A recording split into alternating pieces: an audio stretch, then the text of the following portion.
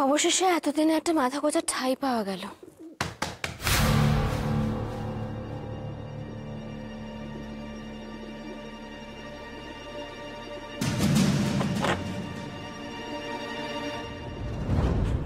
অনু দিদি, এটা এখন সবাইকে ভাগ করে দাও। তারপরে আমি বাড়িওয়ালার সঙ্গে কথা বলে দেখছি যদি একটা উনুনের ব্যবস্থা করা যায়।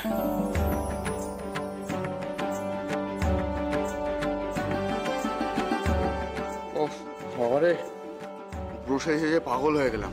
এই নরেন, আরে গান ধরো না। একটা দেশের গান ধরি। তোমাদের কি মাথা খারাপ নাকি? একদম সাবধান, এই বাড়ির মালিক রমানাথ চ্যাটার্জি কিন্তু ভয়ঙ্কর লোক। যদি একবার জানতে পারে না যে তোমরা এখানে কেন এসেছো, খুব বিপদ হয়ে যাবে কিন্তু। অনন্ত, তোমার এই বৃদ্ধের সাজ থেকে কিন্তু কোনো মুক্তি নেই, এটাকে চালিয়ে যেতে হবে। সতীন বাবু, এতজনের মাঝখানে আমি একজন মেয়ে মানুষ, উনি সন্দেহ করবেন না? মানে চোখে পড়ে গেলে তো পরিচয় জানতে চাইবেনি।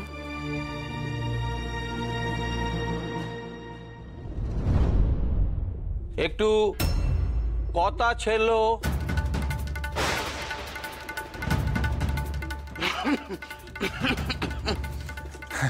ইনি হচ্ছেন বাড়ির মালিক রমানাথ চ্যাটার্জি। দেখো বাবু, এই সতীশের এক কথায় ঘর ভাড়া দিয়েছি আমি, কিন্তু বাড়ি ভাড়া দিয়ে আত্মীয়তা করার মতো লোক আমি মোটে নই। ঠিক সময় ভাড়া চাই আমার, বুঝেছো? হ্যাঁ, এখানে এখানে আগে মেস বাড়ি ছিল, তুলে দিয়েছি। ছুড়াগুলো বড্ড মিছে কথা কইত, তাই এখানে থাকতে গেলে মিছে কথা মোটে নয়। চিন্তা করবেন না, আপনার ভাড়া আপনি সময় মতো পেয়ে যাবেন। পেলেই ভালো, কিন্তু এ ঘরে এত লোক কেন? তা তোমরা কি সকলেই থাকবে নাকি কেউ কেউ পৌঁছে দিতে এসো? না না, আমি যেমন আসবো যাবো, তেমনি এরা এক দুজন আসবে যাবে। ও, তা বেশ। কিন্তু একটা ব্যাপার, এখানে তো দেখছি সকলেই সকলকে চেনে।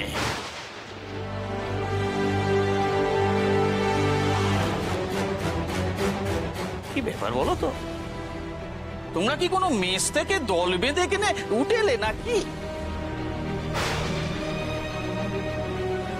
ও বাবা, আবার একজন মেয়ে মানুষও আছে দেখছি।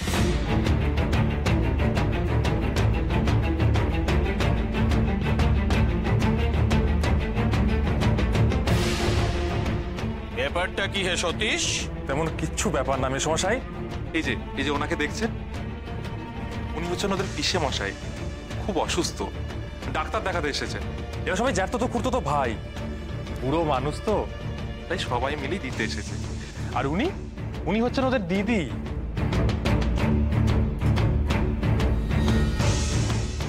ও বাবা, সবাই এরা ভাই?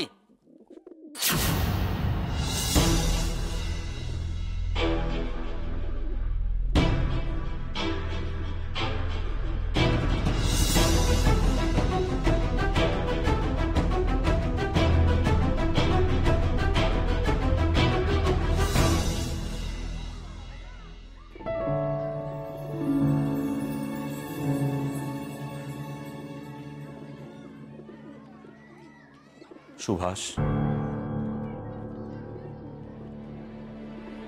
এমনটা আমি তোমাদের থেকে আশা করিনি। সামনে পরীক্ষা আর তোমাদের পড়াশোনার এই অবস্থা। একজনেরও পড়ায় মন নেই। আমি পড়িয়ে দেওয়ার পরও একজনও পড়া বলতে পারলে না। কি ব্যাপারটা কি আমাকে বলো তো, সমস্যাটা কি হচ্ছে? আমাকে সাধু বাবার কাছে গিয়ে সবটা শুনতেই হবে। ধর্ম কি? কেন ধর্মের জন্য এত কিছু ত্যাগ করতে হবে? সুভাষ? সুভাষ, তোমার এই প্রশ্নের উত্তর আমি তোমাকে আজ দেব না। একদিন নিজেই বিচার করতে পারবে ধর্ম কি। ধর্ম সবার আগে বয়সের ধর্ম।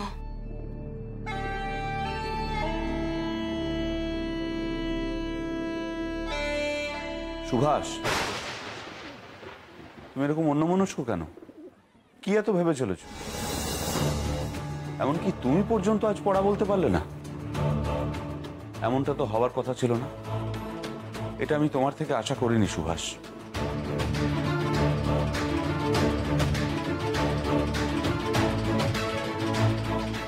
কি হয়েছে সুভাষের?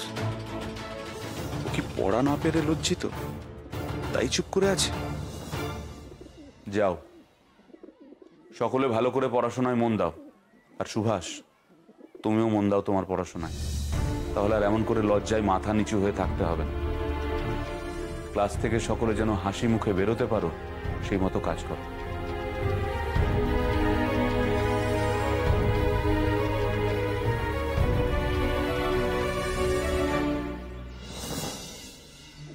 কি ব্যাপার, এখানে এমন উঁচু উঁচু লাগলো কেন? কিছু ঠেকলো যে? হ্যাঁ, তোষকের তুলোটা বোধহয় বেরিয়ে গেছে। আমি দেখছি। ও তুলো? তাহলে তো এক্ষুনি ধুনুরি ডাকতে হবে। কই দেখি। মেশমশাই, আপনি একটু দিকে সরে। পিসেমশাই কষ্ট হচ্ছে, ওনাকে শুইয়ে দিতে হবে। নরেন,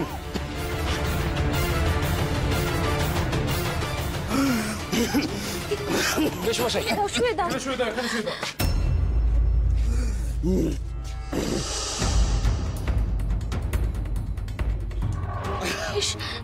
ধুলো ছিল নাকি? ধুলোতে আবার কাশে দমক বাড়ে। এই জল দাও দেখি। আস্তে আস্তে দেখি দেখি দেখি।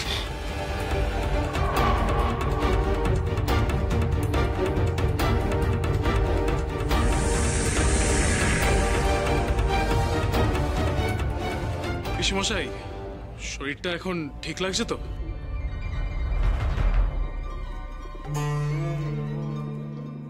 রমানাথ বাবু, একটা কথা ছিল। বলছি, আমাদের খাবারের জন্য একটা উনুনের ব্যবস্থা করতে পারবেন? হ্যাঁ, আসলে এতজনের জন্য খাবার তো বুঝতেই পারছেন। তার উপর ওনার জন্য আবার গরম জল, রসুন তেল, অনেক কিছুই তো করতে লাগে। ওই কোণের ঘরে আছে, নিয়ে নিও। হ্যাঁ,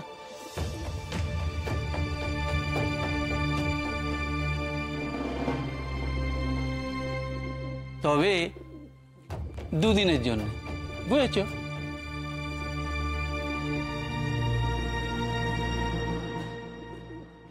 যাই, এবার ধুনুরির খোঁজে বেরোই।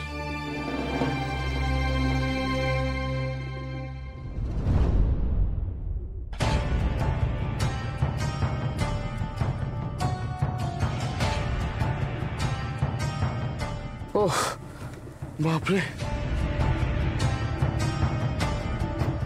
আচ্ছা যতীনদা, লোকটা কি বিশ্বাস করলো যে তোমরা সবাই ভাই? বোঝা দায় উনি কি বুঝলেন? সাবধানে থেকো, বেশি দিনে তো আর ব্যাপার না। বীরেন, এটাই আমাদের পরীক্ষা হোক। রমানাথ বাবু কোনো সন্দেহ করার আগে আমাদের এই কাজটা শেষ করতে হবে। পারবে তো তুমি? পারতেই হবে যতীনদা। শামসুল আলমকে যে করেই হোক শেষ করতেই হবে।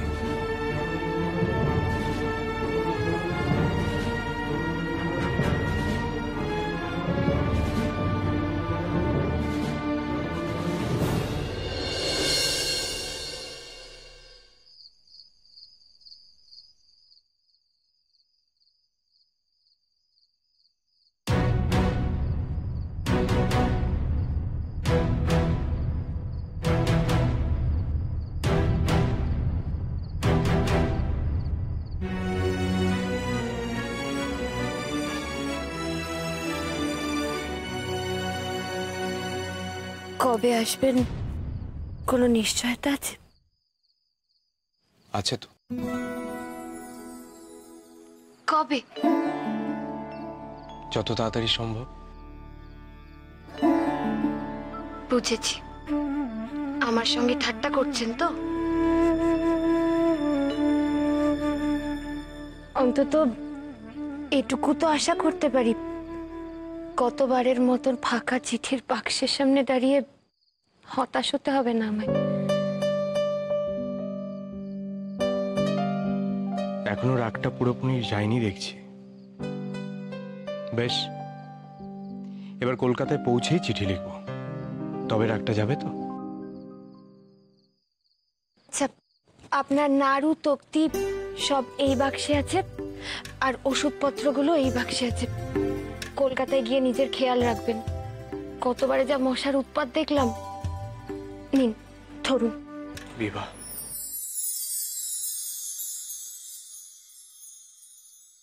তুমি বোধহয় এখানে দুদণ্ড শান্তিতে থাকতে পারবে না। না, আমিও পারবো না। যদি সুবিধে থাকতো তাহলে আমি তোমায় নিয়ে যেতাম। আমি ঠিক থাকতে পারবো এখানে। তাই নাকি? আমার তো এবার কলকাতায় গিয়ে মন টেকানো দায় হবে। তারপর কলকাতার বাড়িটার কাজ চলছে, নইলে আমি তোমায় আপনি ঠিক নিয়ে যেতে চাইলেই আমি আপনার সঙ্গে যেতাম বুঝি? যেতে না তুমি? না, আপনি আমার থেকে বেশি বুদ্ধি রাখেন সেটা আমি স্বীকার করি, কিন্তু সাংসারিক বুদ্ধির ভাড়ার যে আপনার একেবারে শূন্য। নতুন সংসার, আপনি কয়েকদিনের জন্যই কলকাতায় যাচ্ছেন। আমি গেলে বাড়ির এতগুলো মানুষের মাঝে কেমন দেখাতো না বিষয়টা, আর ছোট দাদাও খুব একা হয়ে যেত।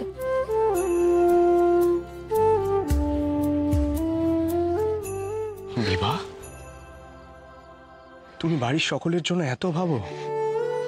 আপনি চলুন, নইলে দেরি হয়ে যাবে।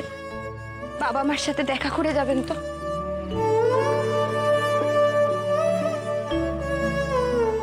আমার যেমন সাংসারিক বুদ্ধি কম,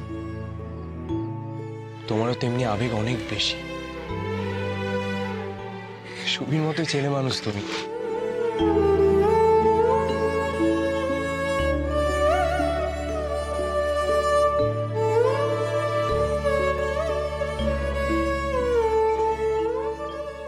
এরকম চোখের জল দেখে আমি কি করে যাই বলো তো?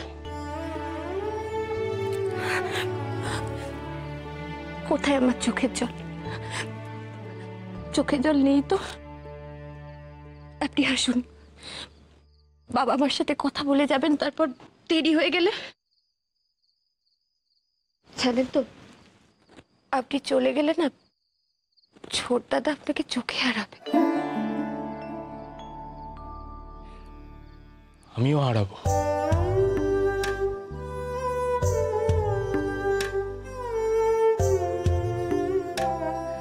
শুধু ফিরে আসার দিন গুনব।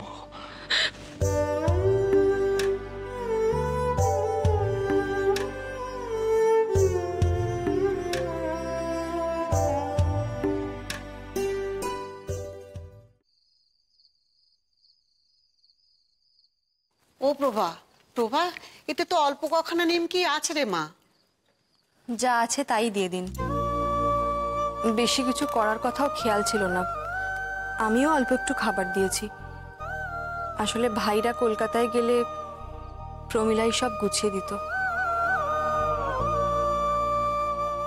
শরৎ!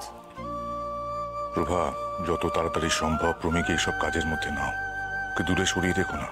কথাটা শোনো আমার। শরৎ, এসো এসো এসো এসো। থাক থাক থাক, আশীর্বাদ করি তোমার পরীক্ষার ফল যেন ভালো হয়। ঈশ্বরের কাছে সব সময় প্রার্থনা করি আমার ছেলে মেয়েরা যেন ভালো থাকে। আর এইবারই দেখো কি যে। চিন্তা করো না মা, বড়দিদির জন্য আমরা ভাইরা তো সকলে আছি। একটু সময় দাও না ওকে। তুমি ওদিকটা দেখো শরৎ, এদিকটা তোমায় ভাবতে হবে না। রেজাল্ট বেরোলে কোন কোন কাগজ কোথায় কোথায় জমা দিতে হবে সেটা ভালো করে বুঝে নি। থাক বাবা থাক।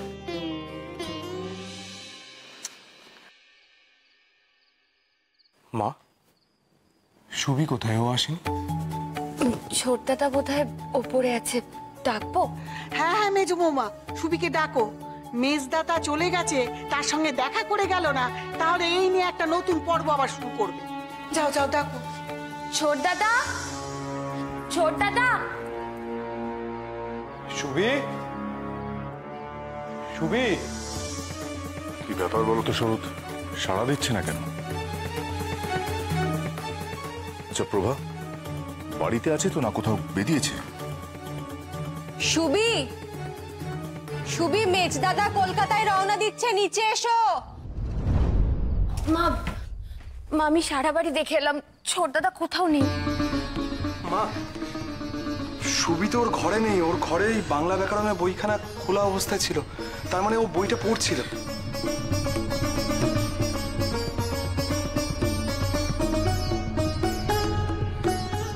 সারা বাড়িতে তো নেই, পড়তে পড়তে কোথায় গেল ছোটদাদা?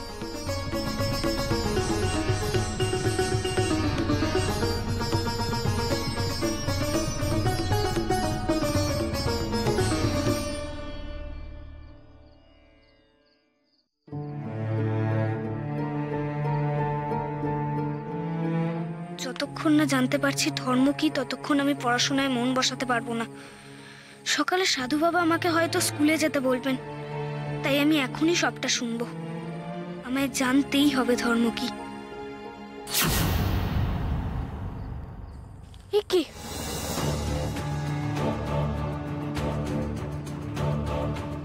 সাধু মহারাজ কোথায় গেলেন? শুনুন না, আপনি বলতে পারবেন সাধু মহারাজ কোথায়? এই যে এখানে যে সাধু মহারাজ বসেন। শুনেছি ওনার এক ভক্ত জোর করে তার বাড়িতে নিয়ে গিয়ে রেখেছে। ভক্ত? আমি তো বললাম আমাদের বাড়িতে যেতে উনি গেলেন না। আচ্ছা কোন ভক্ত, কোথায় তার বাড়ি আপনি বলতে পারবেন? তা আমি বলতে পারবো না। কিন্তু আমার যে ওনাকে খুব দরকার। তুমি এক কাজ করো, কাল সকালে তুমি একবার এখানে এসো। যদি উনি ওখানে বসেন তাহলে তুমি ওনার দেখা পেয়ে যাবে।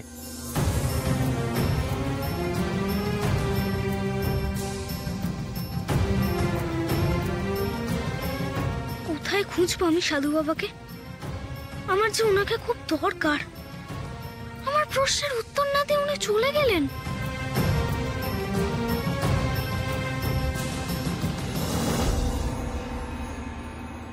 বাবা, সুবি ওর কোনো বন্ধুর বাড়িতেও যায়নি। মা, বড়দিদি, মেজদিদি, মামা বাবু কেউ দেখেনি ছোটদাদা কোথায়। কি বিপদ হলো বলো দেখি। মেজো খোকা বাইরে যাবে, এখন তার দেরি হয়ে যাচ্ছে, এর মধ্যে সুবিটা বাড়ি থেকে বেরিয়ে গেছে। শরৎ, তুমি রওনা হও। তুমি চলো, আমিও তোমার সঙ্গে বেরোই। তুমি স্টেশনে যাও আর আমি মাস্টার মশাই বাড়ি গিয়ে দেখি সুভাষ ওখানে গেছে। না না বাবা, আমি এভাবে যেতে পারবো না। আমিও আপনার সাথে যাচ্ছি, চলুন।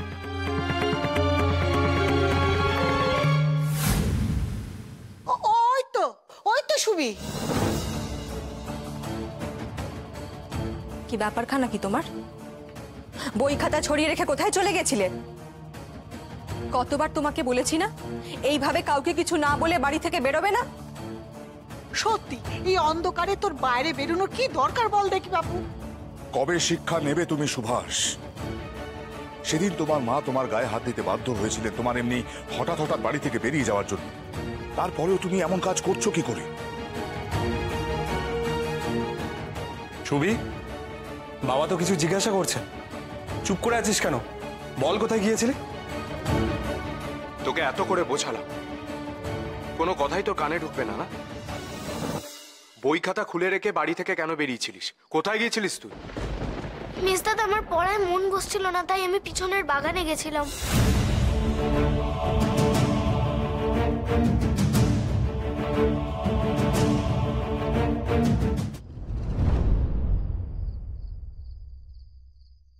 মেজদাদা তুমি চলে যাচ্ছ? শান্তিতে যেতে পারছি কোথায়? আমি এখানে থাকবো না। বাড়ির সকলকে এভাবে চিন্তায় ফেলিস না ছবি। তুই তো বড় হচ্ছিস নাকি? সবাই যদি তোকে নিয়ে ব্যস্ত থাকে তাহলে কি করে চলবে বলতো? ওকে আর কত বোঝাবে তুমি শরৎ? তোমার রেলে দেরি হয়ে যাচ্ছে, তুমি তুমি রওনা দাও, নাহলে এরপর রেল পাবে না। সুভাষ, তুমি ঘরে যাও। মা, একটা কথা বলবো? আমি আর ছোট দাদা কি ওনাকে স্টেশন অব্দি পৌঁছে দিয়ে আসতে পারি? এ তোমার কেমন আবদার মেজো বৌমা? হ্যাঁ, বলি বাড়ির বউ এই রাতের বেলা বাড়ির বাইরে বেরোবে? আরে বাবা, শরৎ তো বাচ্চা ছেলে নয়, ও ঠিক সাবধানে যেতে পারবে। আর সুবিকে তো নিয়ে যাওয়ার কোনো প্রশ্নই ওঠে না। এই তোমাদের আশকারাতে না ও রোজ রোজ এক একটা ঘটনা ঘটাচ্ছে। বাবা শরৎ, তুই আয় বাবা, সাবধানে যাস। দুঃখা দুঃখা দুঃখা দুঃখা। তুমি এবার বেরিয়ে পড়ো। মা, আমি এই খাবারগুলো শরতের গাড়িতে তুলে দিয়ে আসি।